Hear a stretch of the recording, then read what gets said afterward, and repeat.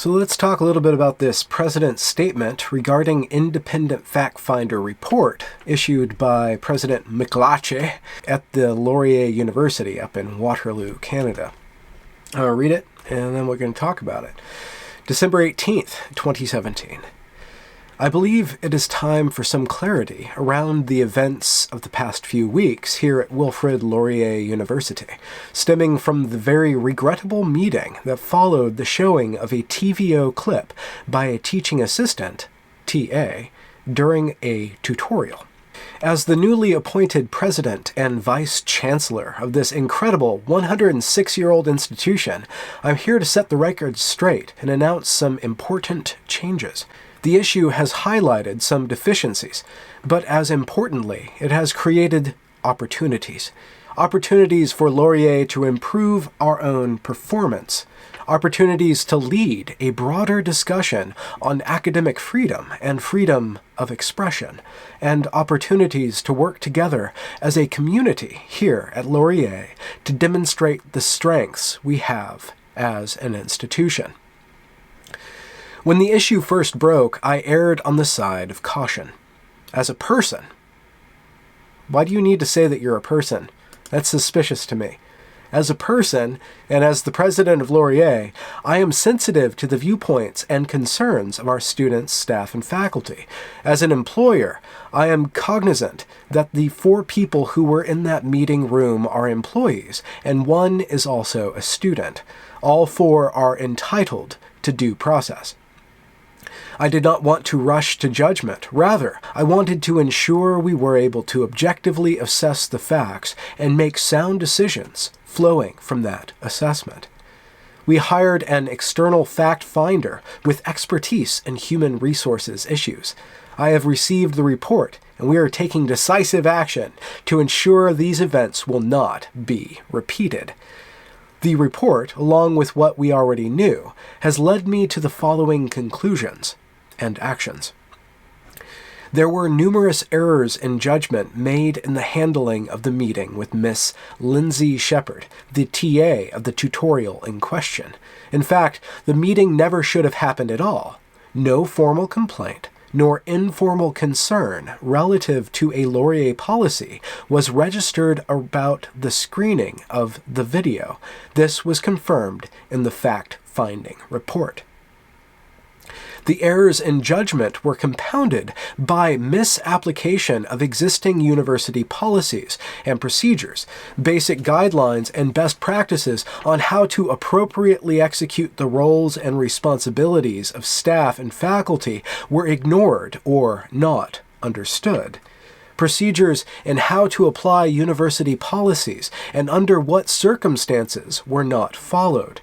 The training of key individuals to meet the expectations of the university in addressing an issue such as this was not sufficient and must be improved.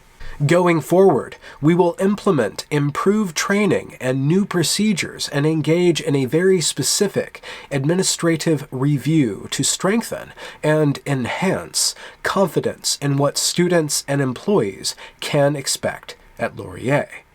Specifically, there was no wrongdoing on the part of Ms. Shepherd in showing the clip from TVO in her tutorial. Showing a TVO clip for the purposes of an academic discussion is a reasonable classroom teaching tool. Any instructional material needs to be grounded in the appropriate academic underpinnings to put it in context for the relevance of the learning outcomes of the course. The ensuing discussion also needs to be handled properly.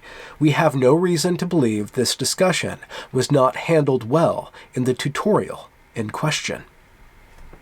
I have apologized to Ms. Shepherd publicly, as has Dr. Rambu Khanna, her supervising professor. The university has conveyed to her today the results of the fact-finding report to make sure she understands it is clear that she was involved in no wrongdoing. The university is taking concrete steps to make changes to ensure this doesn't happen again. It has been made clear to those who were involved in the meeting with Ms. Shepherd that their conduct does not meet the high standards I set for staff and faculty. As these are individual employment issues, I cannot go into greater detail on any individual case, but know that the university has and is taking action to rectify the situation and send a clear signal that this cannot and will not happen again. One key improvement highlighted is the need to enhance our faculty and TA training. It is the responsibility of course instructors to develop guidelines for the role and expectations of their TAs. The university also has high expectations of professors as TA supervisors. We recognize the need to do more in this area. The university's intent is to enhance the training and support of both TA supervisors and teaching assistants, making these mandatory and standardized for clarity and consistency across the university. Gendered and sexual violence policy. It has become clear to us that managing the new gendered and sexual violence policy has led to a confusion in its application. In fact, the interviews conducted by the fact finder confirmed that the rationale for invoking the gender sexual violence policy did not exist. The rationale for invoking the GSVP did not exist. There was no rationale to even invoke it. It was misapplied and was a significant overreach. To provide clarity of the policy's intent and to strengthen accountability, we will engage in an administrative review with the goal of finding the appropriate structure to oversee and execute the gender and sexual violence policy and its accompanying procedures. We will also undertake a full review of the policy and its procedures. In the interim, we will ensure access to the existing support and complaint procedures by providing management and oversight through the Office of Dispute Resolution and Support. This has the added benefit of improved accountability as the office reports through to me as president. Academic freedom and freedom of expression. For those who have chosen to use this incident as an indictment of Wilfrid Laurier University or the plight of Canadian universities in general, I say your assertion is unreasonable and unfounded. Laurier has a clear commitment to academic freedom and freedom of expression. Laurier prepares our students and instructors for difficult discussions. We support our teachers in navigating complex and divisive issues with care and confidence. We are leaders in ensuring our students, faculty, and staff have the necessary supports and tools to help those who have experienced marginalization and discrimination to engage fully. Properly grounded academic debate at Laurier occurs every day and encourages critical thinking and civil discourse. Ideas that one finds objectionable should be challenged and debated. The common good of society depends upon the search for knowledge and its free expression. Free expression and academic freedom at the university require accompanying responsibilities and accountabilities to be met by members of the university community. We will continue to ensure we are protecting against and dealing with hate and intolerance. Those have no place in civil society, let alone on a university campus. This is weird. So far, she's been very strong, and for me, I'm rather respecting her, but this is the issue right here. We will continue to ensure we are protecting against and dealing with hate and intolerance. Who gets to define what is hate and what is intolerance, and who gets to tolerate hate, and who gets to intolerate hate? Can you have intolerance to hate, and does that not go against your intolerance of intolerance? This is the issue.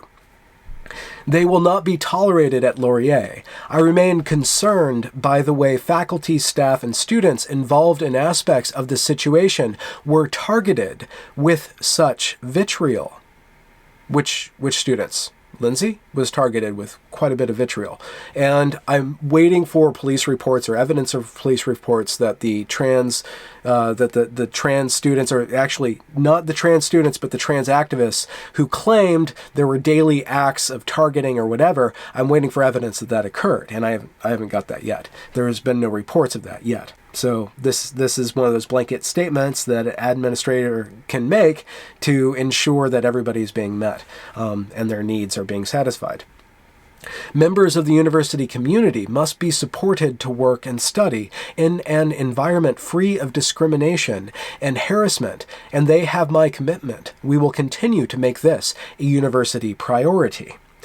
The whole issue is who gets to define what is harassment and what is discrimination, and whether one can be free to express this stuff or not. Are you free to express this stuff or not?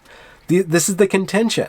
How do you resolve this? This is the question for all of us to answer going forward. It bears repeating in the current context that Laurier's support for our lesbian, gay, bi, trans, queer, and two-spirited LGBTQ2S campus community and transgender people in particular is unwavering. In light of recent events, we have created and communicated additional support to the LGBTQ2S students, faculty, and staff, and added measures to improve campus safety. We will ensure that all students, staff, and faculty know exactly what our commitment to academic freedom and freedom of expression means in the classroom.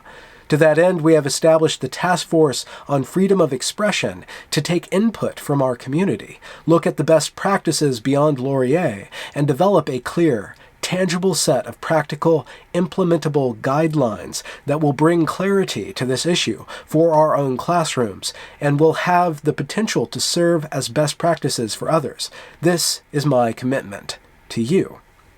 Moving forward, Laurier offers an incredible student experience and exemplifies excellence in teaching, research, and scholarship. I know this. Our students, faculty, and staff know this. Our alumni know this. Our supporters and community partners know this. Our application numbers are outpacing last year's high level, demonstrating that prospective students know this as well. Today, we turn the page on a very unfortunate incident. We are here to make sure it does not happen again. We are here to put an end to the ongoing politicization of this issue. Wait, hold on. No, they're not. You're not putting an end to this because you're still saying that we need to protect people who are saying that free speech is trampling on their rights. So this discussion is not being put to bed at all. It's being underscored by what I just read. We are here to put an end to the ongoing politicization of this issue. We are here to seize the opportunity to lead in developing useful tools for the classroom to ensure challenging, academically grounded debate thrives at Laurier and that others can learn from what we develop. Deborah McClatchy, PhD, President and Vice Chancellor, Wilfrid Laurier University. That's that, with minimal editorial on my part. Let me know what you all think. Give me comments. Let's have a discussion about this. Back up a little bit.